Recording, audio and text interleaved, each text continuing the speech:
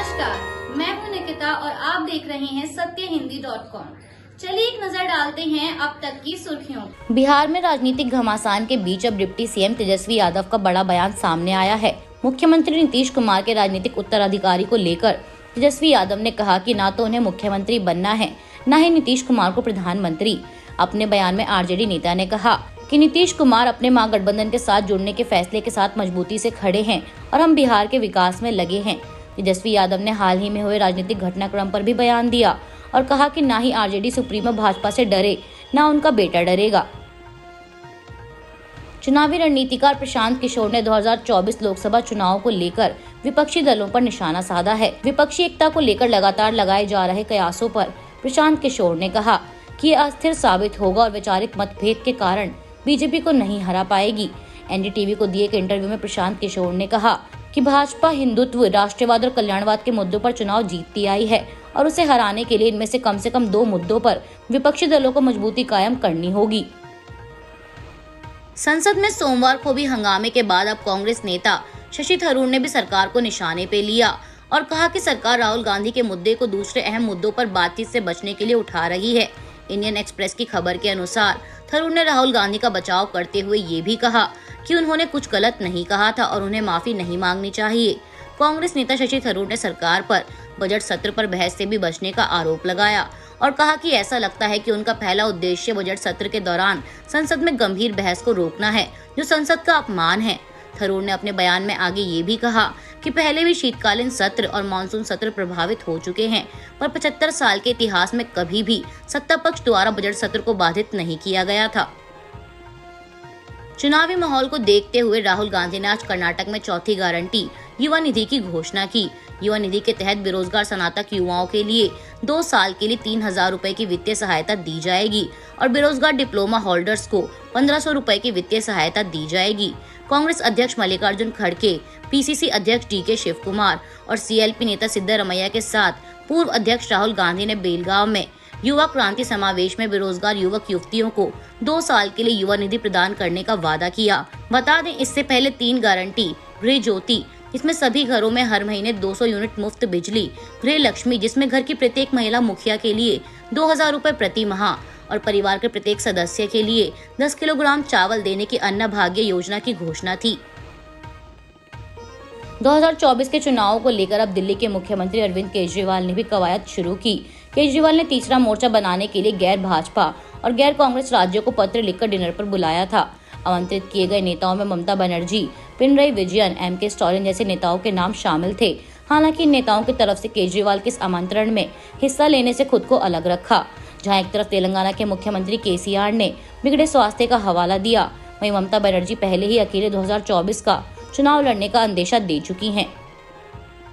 Britain में कांग्रेस नेता राहुल गांधी द्वारा लोकतंत्र को लेकर दिए गए बयान पर भाजपा लगातार उन पर हमलावर है और उनसे माफी मांगने की मांग कर रही है। इस बीच खबर है कि राहुल गांधी को इस मामले में अब जेडीयू का साथ मिला है। जेडीयू के राष्ट्रीय अध्यक्ष लल्लन सिंह ने एनडीटीवी से बातचीत के दौरान कहा कि राहुल क्यों माफी मांगे, पहले प्रधानमंत्री जी माफी मांगे, जो 2015 में विपक्ष के बारे में विदेश में जाकर उन्होंने बात कही थी। सत्ता पक्ष अनंत मुद्दे से भाग रही है, यही वजह है कि वह सदन नहीं चलने दे रही, वह जानबूझकर हंगामा कर रही है। लल्लन सिंह ने कहा कि क्या प्रधानमंत्री ने जो कहा वो देश प्रेम हो गया और राहुल जी ने जो कहा वो देशद्रोह हो गया। देश प्रेम की परिभाषा आप तय कीजिएगा। आज लोकसभा में विपक्ष हंगामा नहीं कर रहा था, सत्ता पक्ष के लोग नारेबाजी कर रहे थे। जो मांग सत्ता पक्ष के लोग कर रहे हैं वह लोकतंत्र को अपने हिसाब से चलाना चाह रहे हैं। दिल्ली की शराब नीति घोटाला मामले में मनीष सिसोदिया की मुश्किलें लगातार बढ़ती जा रही हैं। खबर है कि दिल्ली की राउज एवेन्यू कोर्ट ने सीबीआई मामले में सिसोदिया की न्यायिक हिरासत को 14 दिनों के लिए और बढ़ा दिया है। वहीं इससे पहले 17 मार्च को कोर्ट द्वारा ईडी मामले में सिसोदिया की रिमांड की अवधि बढ़ाई गई थी और अदालत ने आप नेता को 5 दिन की ईडी रिमांड पर भेज दिया था, जिसकी अवधि 22 मार्च को पूरी हो रही है। आपको बता दें कि ईडी ने 9 मार्च को सिसोदिया को तिहाड़ जेल में गिरफ्तार किया था। यहां वे दिल्ली सरकार की 2021-22 के लिए आबकारी नीति बनाने और उसे लागू करने में कथित भ्रष्टाचार के मामले में गिरफ्तार किए जाने के बाद से बंद हैं और इस मामले की जांच सीबीआई कर रही है, जिसने सिसोदिया को 26 फरवरी को गिरफ्तार किया था। तेलंगाना के मुख्यमंत्री केसीआर की बेटी और बीआरएस एमएलसी के कविता आज सोमवार को दिल्ली के शराब नीति घोटाला मामले में दूसरे राउंड की पूछताछ के लिए ईडी के मुख्यालय पहुंची। इस दौरान कविता ने कहा कि वह दिल्ली के पूर्व उप मुख्यमंत्री मनीष सिसोदिया से कभी नहीं मिली। बता दें कि सिसोदिया को सीबीआई और ईडी ने गिरफ्तार किया है। कविता का कहना है कि इस मामले में उनका नाम अनावश्यक रूप से घसीटा जा रहा है। वहीं ईडी के मुताबिक कविता भी आबकारी नीति मामले में साउथ ग्रुप के प्रतिनिधियों में से एक हैं। आपको बता दें कि इस सिलसिले में पहले गुरुवार 16 मार्च को उनसे दूसरे दौर की पूछताछ की जानी थी, लेकिन वह नहीं पहुंची और उन्होंने कहा कि वह ईमेल के माध्यम से जवाब देंगी। उसके बाद ईडी ने उन्हें 20 मार्च को जांच में शामिल होने के लिए एक और समन भेजा था। वहीं अपनी पहली उपस्थिति के दौरान उनका सामना हैदराबाद के बिजनेसमैन अरुण पिल्लई से हुआ था, जिन्होंने साउथ ग्रुप का प्रतिनिधित्व किया था और जिसने कथित तौर पर आप नेताओं को 100 करोड़ रुपए की रिश्वत भी दी थी। इस पैसे का इस्तेमाल गोवा विधानसभा चुनाव के दौरान किया गया था। पिल्लई ने कहा है कि वह कविता के सहयोगी थे। रविवार को लंदन स्थित भारतीय उच्चायोग से कट्टरपंथी खालिस्तान समर्थकों द्वारा तिरंगे को उतारने की कोशिश के विरोध में आज सोमवार को दिल्ली में जमकर हंगामा हुआ। चाणक्यपुरी में स्थित ब्रिटिश उच्चायोग के बाहर सिख समुदाय के कई लोगों ने विरोध प्रदर्शन किया और भारत हमारा स्वाभिमान है का नारा लगाया। रविवार को लंदन में हुई घटना के बाद भारतीय सिख समाज में नाराजगी है और इस घटना पर आक्रोश जताया गया है। प्रधानमंत्री नरेंद्र मोदी और उनके पिता पर की गई अपमानजनक टिप्पणी के मामले में कांग्रेस नेता पवन खेड़ा पर दर्ज सभी एफआईआर लखनऊ के हजरतगंज थाने में ट्रांसफर कर दी गई हैं। बता दें यह फैसला सुप्रीम कोर्ट ने आज सोमवार 20 मार्च को सुनाया है। इसके साथ ही सुप्रीम कोर्ट ने पवन खेड़ा को दी गई अंतरिम जमानत को 10 अप्रैल तक के लिए बढ़ा दिया है और उन्हें लखनऊ की कोर्ट में नियमित जमानत का आवेदन देने के लिए कहा है।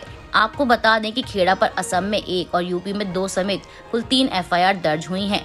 असम पुलिस ने 23 फरवरी को उनको दिल्ली में गिरफ्तार किया था, लेकिन सुप्रीम कोर्ट में उनकी तरफ से अपने बयान पर माफी मांगी गई थी। इसके बाद उन्हें गिरफ्तारी वाले दिन ही अंतरिम जमानत मिल गई थी। महाराष्ट्र के मुख्यमंत्री एकनाथ शिंदे ने रविवार को रत्नागिरी जिले के खेड़ में एक रैली को संबोधित करते दौरान उद्धव ठाकरे पर आरोप लगाते हुए कहा कि उन्होंने अपनी ही पार्टी के नेताओं का करियर खत्म करने का प्रयास किया है। मुख्यमंत्री शिंदे ने खुद को शिवसेना के संस्थापक बाल ठाकरे की विरासत का सच्चा उत्तराधिकारी बताते हुए कहा कि उन्होंने कभी कोई ऐसा नेता नहीं देखा जो अन्य राजनीतिक दलों के साथ मिलकर अपने ही लोगों के राजनीतिक करियर को नष्ट करने की साजिश करता हो। सीएम शिंदे ने राज ठाकरे और नारायण राणे सहित अन्य नेताओं का नाम लिया जिन्होंने बहुत पहले शिवसेना छोड़ दी थी। उन्होंने कहा कि ऐसे में पार्टी किस प्रकार आगे बढ़ेगी। मैं गद्दार नहीं बल्कि खुददार हूं। उद्धव ठाकरे को हमें धोखेबाज कहने का कोई अधिकार नहीं है। मुख्यमंत्री ने कहा कि शिवसेना को मजबूत बनाने के लिए गजानन कीर्तिकर, रामदास कदम जैसे वरिष्ठ नेताओं ने बाला साहेब के साथ कंधे से कंधा मिलाकर काम किया था, लेकिन आप उन्हें धोखेबाज कहते हैं। उन्होंने कहा संयम की भी एक सीमा होती है। इसके साथ ही मुख्यमंत्री ने उद्धव ठाकरे पर निशाना साधते हुए कहा कि मैं वह मुख्यमंत्री नहीं हूं जो घर में बैठकर आदेश देता हो, बल्कि मैं संकट के समय क्षेत्र में जाने में विश्वास करता हूं। मैं 2 बार कोरोना वायरस से संक्रमित हुआ। मैंने हमेशा क्षेत्र में काम किया, लेकिन आप मुझे धोखेबाज कहते हैं। पश्चिम बंगाल की मुख्यमंत्री ममता बनर्जी ने पार्टी की एक आंतरिक बैठक के दौरान कांग्रेस नेता राहुल गांधी पर जमकर निशाना साधा है।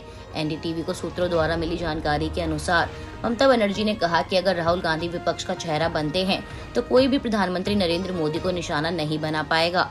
सूत्रों के अनुसार सीएम ममता ने कहा कि राहुल गांधी पीएम मोदी के लिए टीआरपी का सबसे बड़ा स्रोत हैं। टीएमसी प्रमुख ने आरोप लगाया कि भाजपा संसद को चलने नहीं दे रही है क्योंकि वे चाहते हैं कि राहुल गांधी नेता बने।